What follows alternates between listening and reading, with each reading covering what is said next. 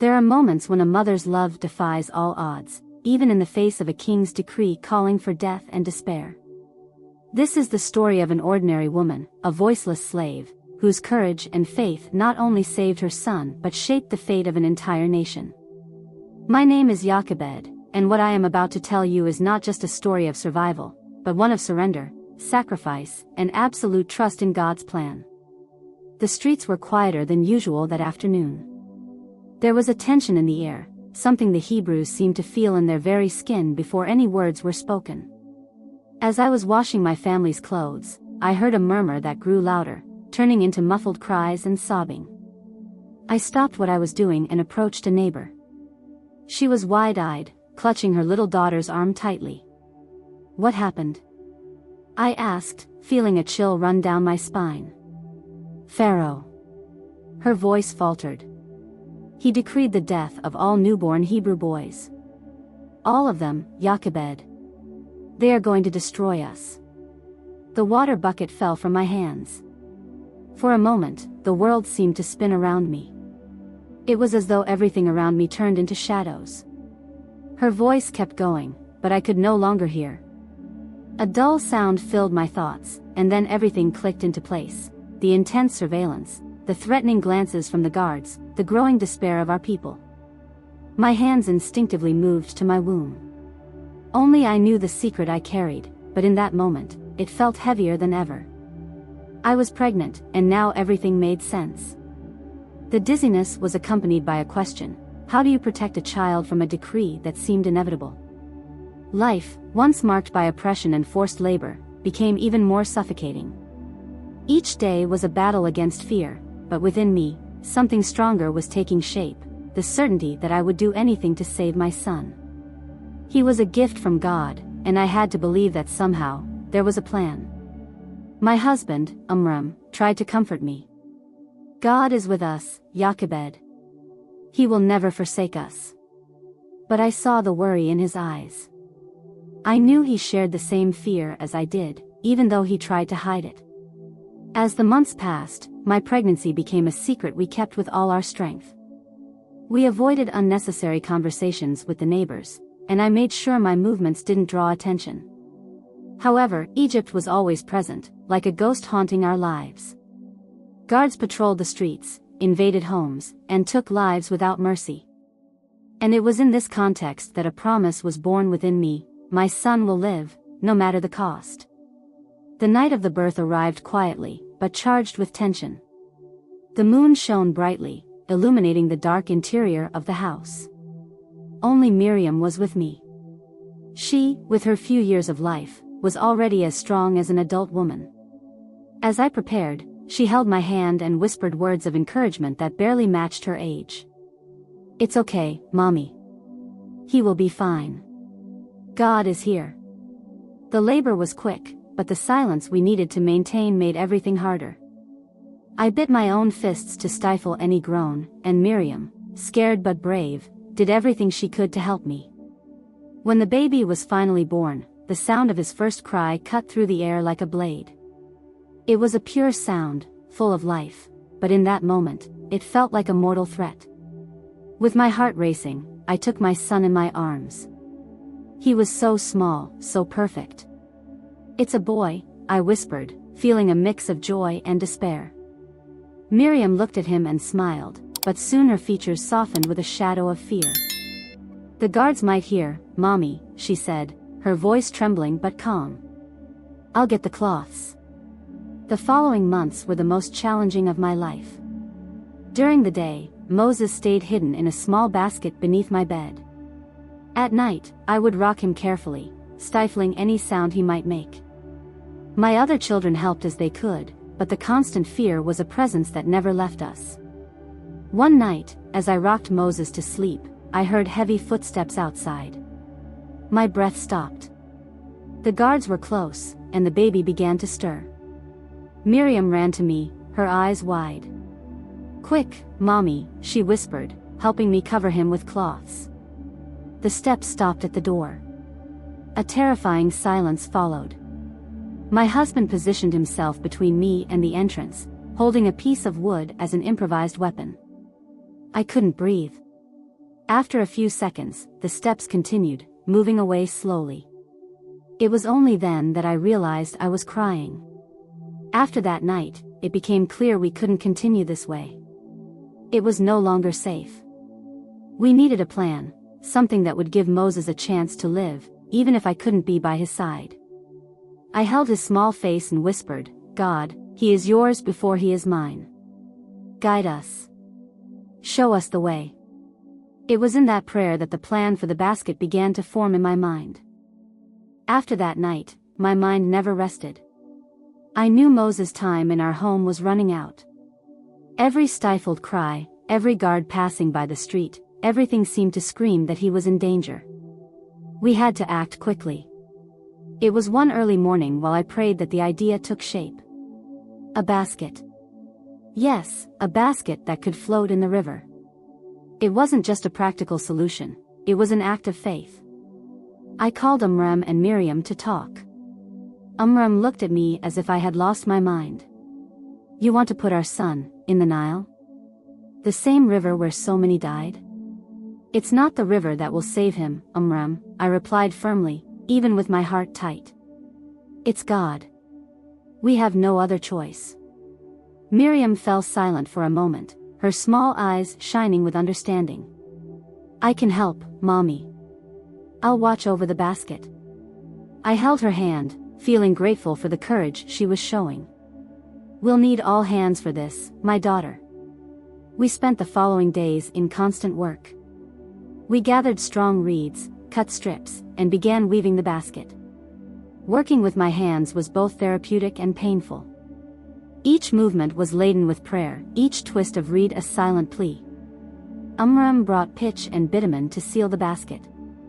As he carefully spread the material, his expression was one of pure despair. "I should be able to protect him," he murmured. "But all I can do is build an ark."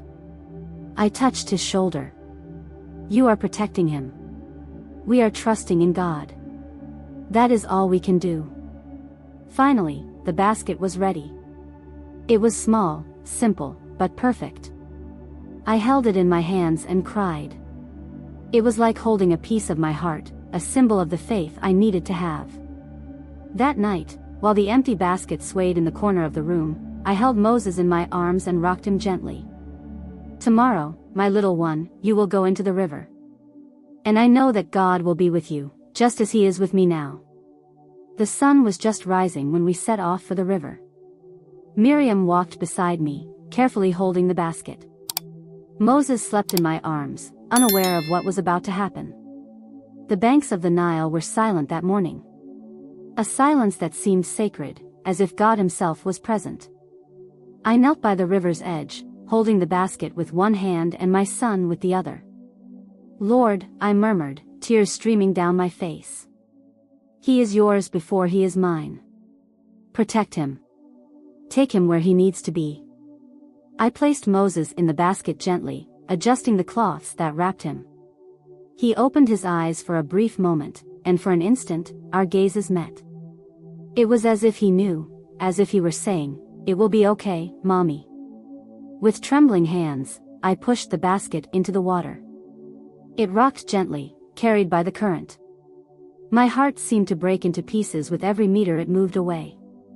Miriam, as we had agreed, positioned herself among the reeds, following the basket from a distance. She looked at me one last time, as if asking for strength, and I nodded. She was young, but already carried a maturity that amazed me. As the basket floated down the river, fear tried to take hold of me. What if something goes wrong? What if the basket tips over? What if the guards find it? But deep down, I knew I had no control anymore. Moses was in God's hands. Time seemed to slow down as I waited. Every sound of the river, every movement of the water felt amplified.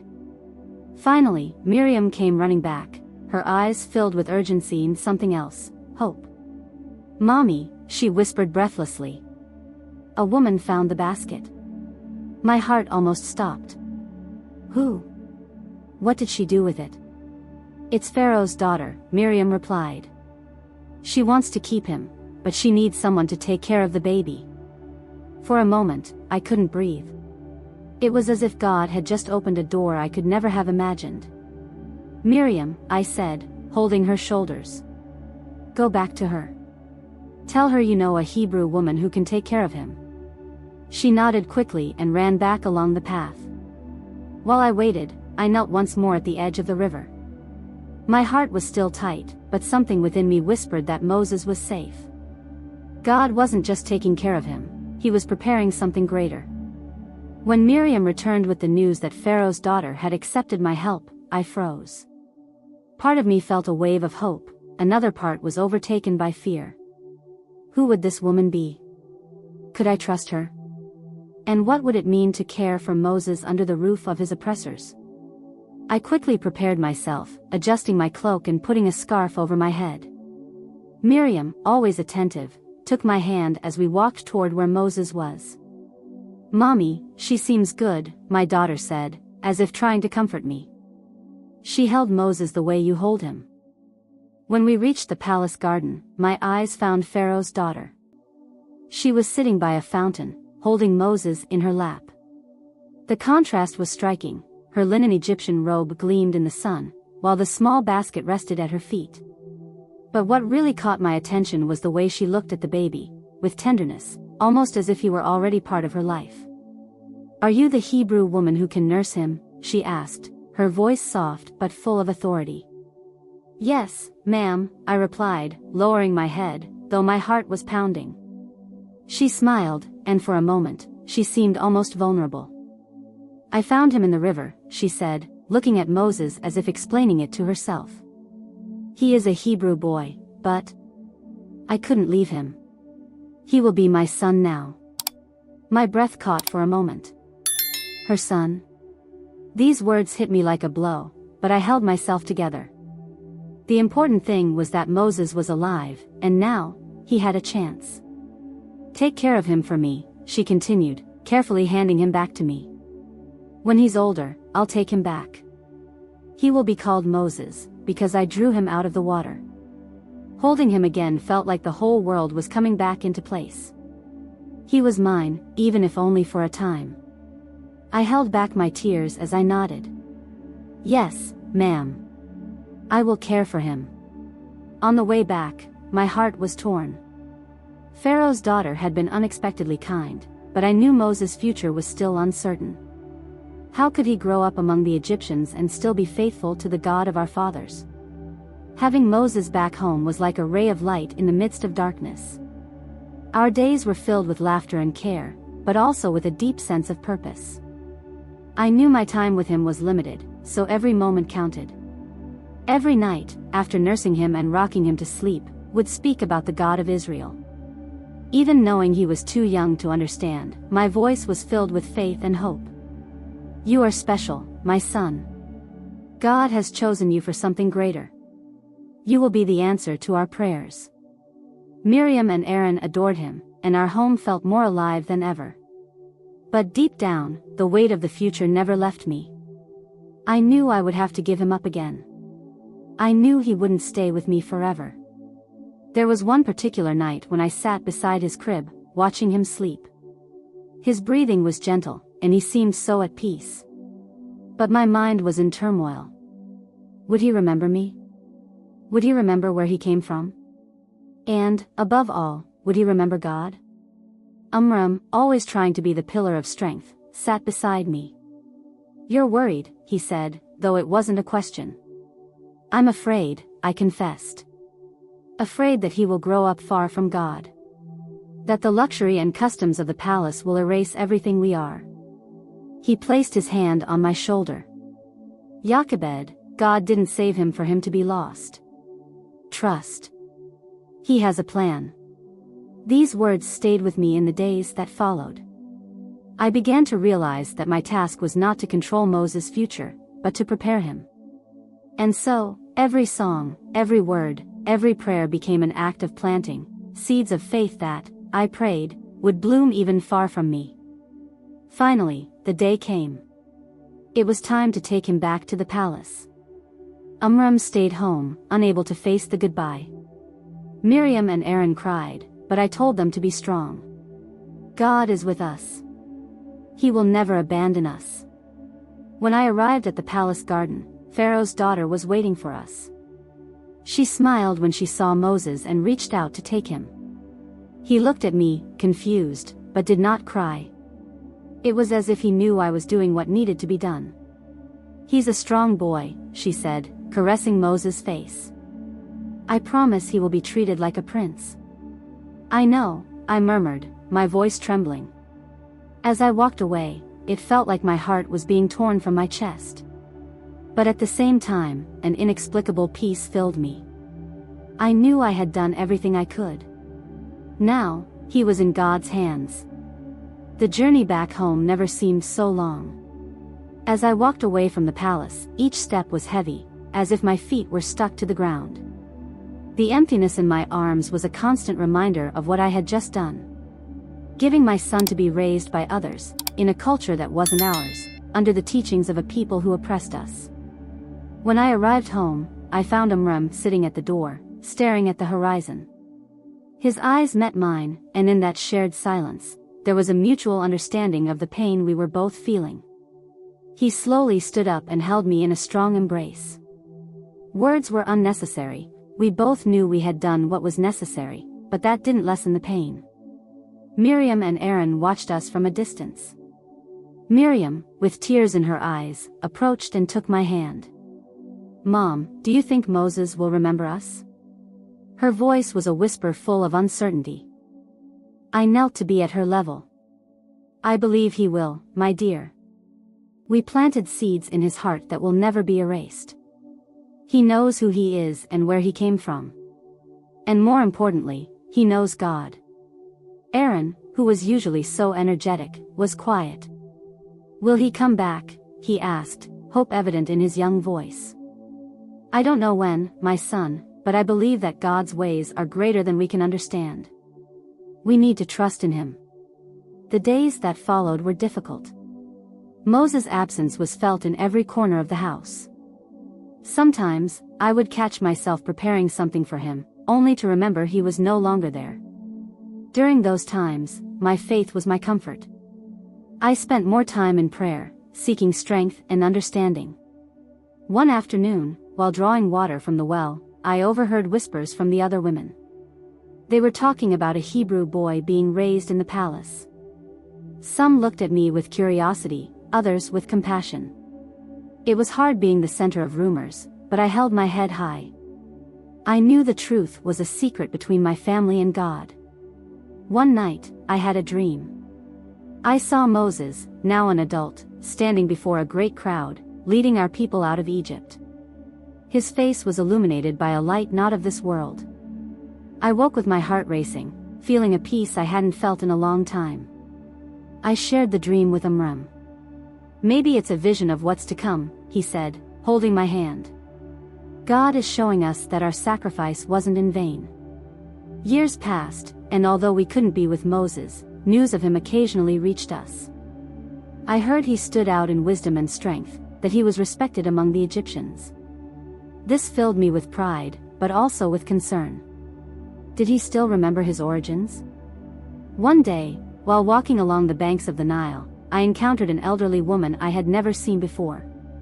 She looked at me with piercing eyes and said, "Your son is like the river, always flowing, always changing, but inevitably heading to the sea, which is his final destiny." I was surprised. "How do you know about my son?" She smiled enigmatically. "God has plans for him. And for you. Trust." Before I could respond, she walked away, disappearing among the reeds. I felt a chill run through me, but also a renewal of hope. That night, I gathered my family. "We must continue trusting and praying," I told them. "We don't know when, but I believe Moses will come back to us somehow." Miriam smiled. "I believe it too, Mommy. I feel something big is about to happen." Aaron nodded vigorously. "He's going to save us, isn't he?" I looked at my children, so full of faith and hope, and felt my heart warm. "Yes, my son. I think God has great plans for Moses. And for all of us."